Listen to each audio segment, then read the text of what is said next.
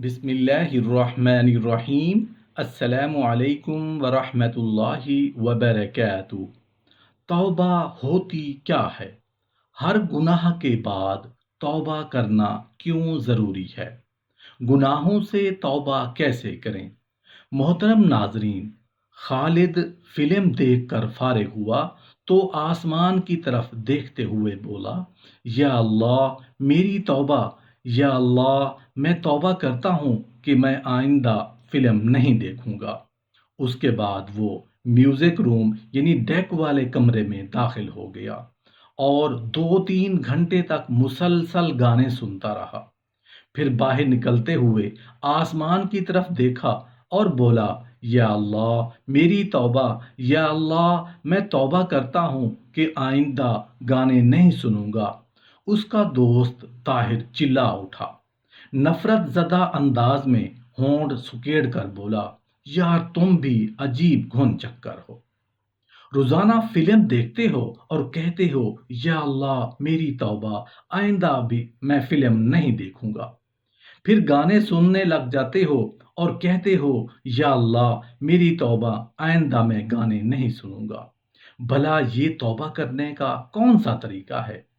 کیا تم سمجھتے ہو اس طرح اللہ تعالیٰ تمہیں معاف کر دے گا؟ وہ اپنے دوست کی بات سن کر مسکرایا، پھر کہنے لگا، میں نے تو یہی سنا ہے کہ جب کوئی گناہ ہو جائے تو فوراً توبہ کر لو، لہٰذا میں توبہ ہی تو کرتا ہوں۔ جی نہیں، یہ تم سے گناہ ہو نہیں جاتا بلکہ تم گناہ کرتے ہو۔ گناہ ہو جانے میں اور بلا ارادہ گناہ کرنے میں زمین آسمان کا فرق ہے، اس لیے تم خوش فہمی میں مبتلا ہو۔ اس پر اس نے کہا، سنو بھائی، مجھے کسی نے بتایا تھا کہ دن میں 100 بار بھی گناہ ہو جائے تو 100 بار ہی توبہ کرو، اور میں اب ایسا ہی کرتا ہوں۔ مجھے امید ہے اللہ تعالیٰ میری توبہ قبول کر لے گا۔ دوست نے پھر منہ بنایا اور بولا، کیا اس سے یہ بہتر نہیں کہ ہم کسی معتبر عالم دین سے اس بات کو سمجھ لیں، پھر پہلے ہم انہیں بتائیں گے کہ تم کس طرح توبہ کرتے ہو۔ اس پر انہوں نے تم سے اتفاق کیا تو ٹھیک، ورنہ جو طریقہ وہ بتائیں گے اس پر عمل کر لیں گے۔ کیا خیال ہے؟ مجھے کوئی اعتراض نہیں۔ پھر وہ اپنے محلے کی بڑی مسجد کے عالم دین کے پاس پہنچ گئے۔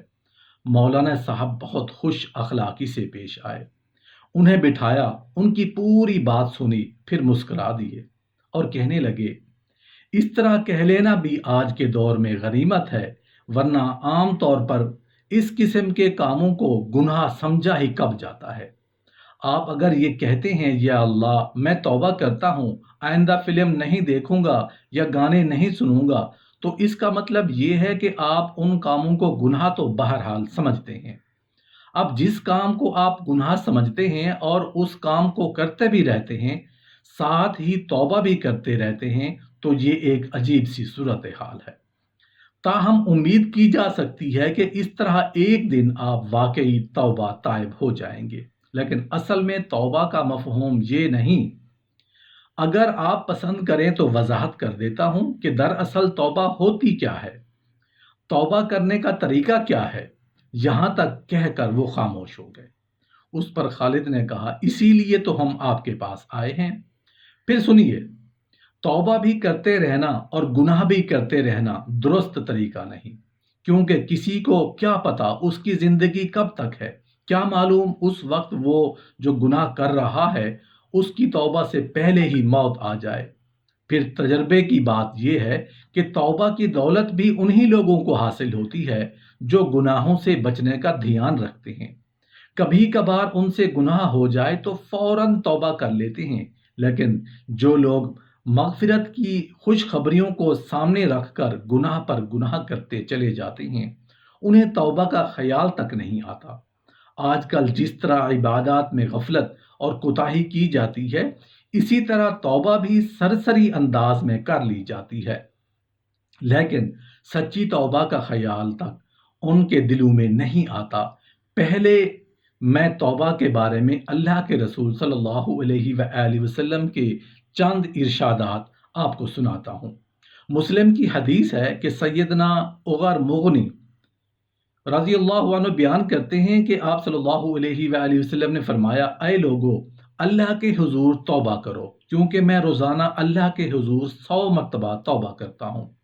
اسی طرح ترمذی اور ابن ماجہ کی روایت ہے، سیدنا علی رضی اللہ عنہ فرماتے ہیں کہ مجھے ابو بکر صدیق رضی اللہ عنہ نے نبی کریم صلی اللہ علیہ وآلہ وسلم کی یہ سچی خبر سنائی، جو کوئی شخص گناہ کر بیٹھے، پھر اس کے بعد وضو کرے، نماز پڑھے، پھر اللہ سے مغفرت طلب کرے، تو اللہ تعالیٰ ضرور اس کے گناہ معاف کر دیتے ہیں۔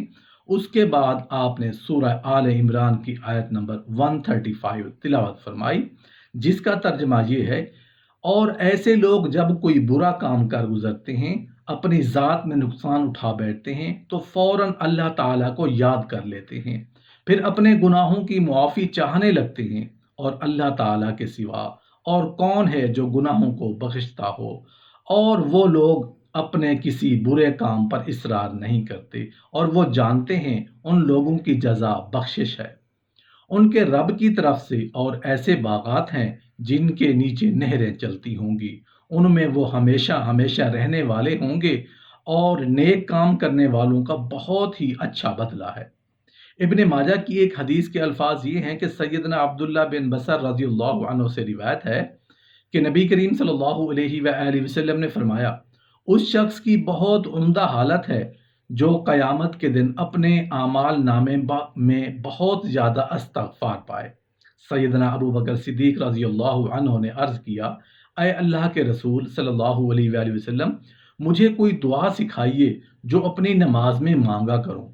اس پر آپ صلی اللہ علیہ وآلہ وسلم نے انہیں وہ مشہور دعا سکھائی جسے عام طور پر نماز میں درود شریف کے بعد پڑھا جاتا ہے، یعنی اللہم انی ظلمت نفسی ظلما کثیرا ولا یغفر الذنوب الا انت فاغفر لی مغفرۃ من عندک وارحمنی انک انت الغفور الرحیم۔ اے اللہ، میں نے اپنے نفس پر بہت زیادہ ظلم کیا ہے، اور نہیں بخش سکتا گناہوں کو مگر تو ہی، پس تو مجھے بخش دے، اے ایسی بخشش جو تیری طرف سے ہو، اور مجھ پر رحم فرما، بلا شبہ تو بخشنے والا بہت مہربان ہے۔ سیدنا عبداللہ بن عمر رضی اللہ عنہ فرماتے ہیں کہ ہم شمار کیا کرتے تھے، آپ صلی اللہ علیہ وآلہ وسلم ایک مجلس میں 100 مرتبہ یہ پڑھا کرتے تھے، رب اغفر لی وتب علی انک انت التواب الرحیم۔ اے اللہ، میری مغفرت فرما دے اور میری توبہ قبول فرما، بے شک تو بہت توبہ قبول فرمانے والا اور رحم کرنے والا ہے۔ آپ نے غور فرمایا، ہمارے نبی کریم صلی اللہ علیہ وآلہ وسلم کا جب یہ حال تھا کہ ایک مجلس میں 100 مرتبہ استغفار پڑھتے تھے، جبکہ آپ صلی اللہ علیہ وآلہ وسلم اللہ کے محبوب ترین بندے تھے، معصوم تھے، بلکہ سید المعصومین تھے، تو ہم گناہ گاروں کو کس قدر توبہ کرنی چاہیے؟ سچی توبہ دراصل یہی ہے کہ انسان آئندہ گناہ نہ کرنے کا پختہ عہد کرے، یہ نہیں کہ گناہ پہ کیے جائے اور ساتھ ہی توبہ بھی ہو رہی ہے، تو یہ تو توبہ کا مذاق اڑانے والی بات ہے۔